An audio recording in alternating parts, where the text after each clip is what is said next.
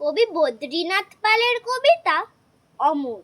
বর্ধমানে চুরুলিয়ায় জন্মেছিলেন যিনি, শৈশবেতে আমরা তাকে দুঃখু নামেই চিনি।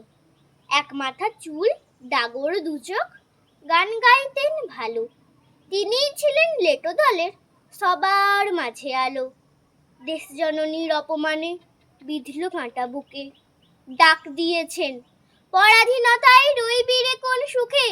গর্জে ওঠে লেখনী তার অগ্নিবীণার গানে, সে সুর যেন বিষ ঢেলেছে ইংরেজদের কানে।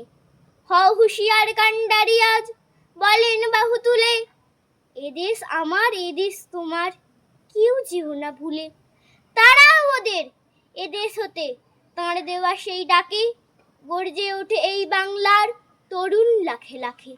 প্রমাদ গুণে ইংরেজ তাই দমিয়ে দিতে তারে, নিত্য নতুন আইন কানুন করলো বারে বারে। কিন্তু ওরা হার মেনেছে, দেশ ছেড়েছে পরে, অমর হয়ে আছেন দুঃখু বাঙালির অন্তরে।